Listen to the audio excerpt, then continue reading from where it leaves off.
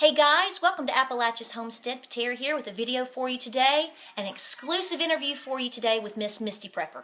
We've come out to the Mid-South Homesteading Conference all the way in West Tennessee. We're out in Arlington and we're in a gorgeous, huge barn.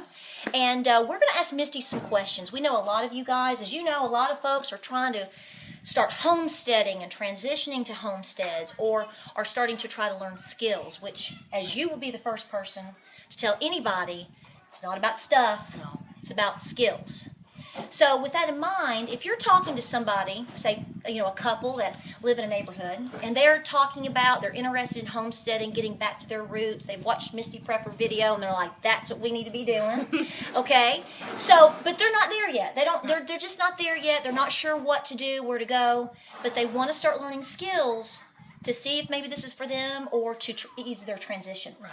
What are some of the things that you would advise them to do, even if they're in an urban or a neighborhood setting? Well, the first thing I would do would be canning. I would learn to can, because if you can your food, it's in the jar, and if the power goes out, it's not going to run. You're not going to lose it. Right. And you go to the grocery store, get your meat that's on sale from behind the counter, bring it home, cut it up, boil it down if it's chicken, whatever you want, and put it in the jar and can it. Learn to can your meat and food that way. If you go to produce markets, buy produce, bring it home, sure. Can it. There's tons and tons and tons of videos showing you how to can the proper times. Go to the Blue Ball Book of Canning for the proper times, and learn to can first. Learn to put food away, and that's so important. I mean, I'm thinking just like, even if it's just basic, like tomatoes, pickles. Start easy. Yeah, start easy. Pickles aren't that easy. Pickles aren't that easy, no. But they're awfully tomatoes good. are easy. Green beans are the easiest vegetable to start with. Green beans, and buy you some chicken breast. Buy you some pork roast or beef roast and cut them into chunks. Pop them in there and count. That's as simple So as you start with. you would recommend both pressure and water bath? Yeah, both. Right. Yeah, you're going to have to eventually move into both anyway. Right. So If you're going to do vegetables, some vegetables and jellies and stuff, yeah. That would be good. That would be good. All right, what else? Making all your own food. Attempting to make your own food. Baking for yourself. Breads. Breads. See, this is something that I'm trying to really... Now, you're the queen of the biscuits. Biscuits. I don't do good bread. I do okay rolls, but me and bread, I never just did a really good loaf. I have a time or two, but that's been like in 20 years, so I give that up. And I make biscuits. And if I want yeasty tasting, bread tasting, I will make a roll. But not only are you making breads, or particularly making biscuits, but you're not just popping the Pillsbury and put it in any oven. You're on a wood stove setting or open fire. Wood cook stove, cast iron skillets, and wood. Fire. It's either open flame outside or it's in the house on the cook stove. Right. Just whichever, and you just have to learn to do it. And we talked about that. You have to finesse that. That's not going to be a boom. Oh, no. That's a total skill. I've burnt lots of biscuits along the way. I have. Well, that's okay. That's how you learn, right? Exactly. You have to fail to be able to learn. Exactly. Fix your failure. All right. Now, what about animal husbandry?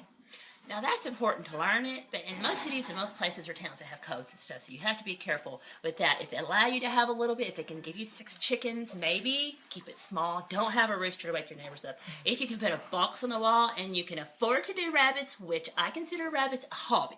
Okay, they're not like chickens, they're not like pigs or anything else. I consider them a hobby because they're expensive and they don't come out on the long run. You just really have to love rabbits. We have a black stallion trying to get in on the interview over here. He's not happy. Is he not gorgeous? Yeah. Okay, so we've got canning, which is awesome. We've got, I'm hearing cast iron. Cast iron. Cooking from scratch with the cast iron, but along with that, I'm hearing breads. I mean, that's essential. I'm hearing some of this, I'm hearing 18th century skill set, which is you don't really have to have any type of grid situation for some of this, or half of this. Well, that's the thing, is I've learned how to do everything without the grid, without power, without hot water. You heat your own water, just the hardcore way of doing it. Whether you don't have to do this, you don't have to live this way, but it's good to learn how to do it. You know what you're doing, so if and when this world does all crash around you, you can survive, even if it's just for another moment. That's right. Or you can help your neighbor, whatever. Now, gardening. That's going to be hard if you live in a small town, but if you have flower beds, change them to vegetables, and take flower pot gardening, and you can do that. Yes. Go with a neighbor. If you have a neighbor or you have a family member in the country, say, hey, can I put a little garden out here, and you can have half of it. Start somewhere. So like an edible landscape. If you can't go full bore with a garden, or maybe like you said, container gardening, or maybe like a crop sharing type situation. Green beans and a couple of tomatoes and a couple of peppers, and you're going to be amazed. When you eat your own green beans and you slice your own tomato and you eat a pepper with your meal, and you'll see right there and you'll think, this is what I want.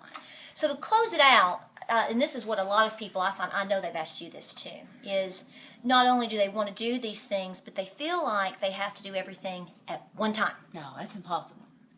You have to learn. You have to learn. You find out what you are the most interested in, what you can do and stuff, and then you hone in on that, and then you perfect it the best you can to yourself, and then just keep on, learn, just everything. You don't have to be perfect. Just do it. And the times that you may fail, you burn the biscuit, or the bean didn't grow, you say, what did we do wrong here? And you make it better the next time. And then the chickens are happy. Well, we've certainly grown with all of your videos and seen all the things, and you're just so candid in saying, this is what we do and this is what works, and, well, this didn't work so well, we're not going to do that again. Right. It's a full organic experience. I do what works for me, and you should do what works for you, because everybody's life's different. That's right. So you have to suit it to your own style. Well, I'm so glad you came today. I'm glad We have had the best time. Yes, we have. We're really sisters. Can't you see the resemblance here? The resemblance. We appreciate y'all watching today and coming out with us. We've had a great time.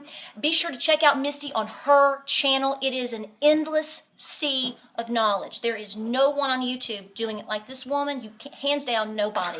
And we just love her and appreciate her. And thanks for coming out with me today. Thank you very I appreciate much. it. I'm going to take your That's fine. piece off right there. Okay. But we've had a great time. Be sure to subscribe here at Appalachia's Homestead if you like what you see. Check out Misty. Be sure to check us out on our blogs and Facebook and Instagram and everywhere else. And we'll be talking to you soon, and we thank you again. Yes, thank you. All right, y'all have a good day. I'll see you later. Bye.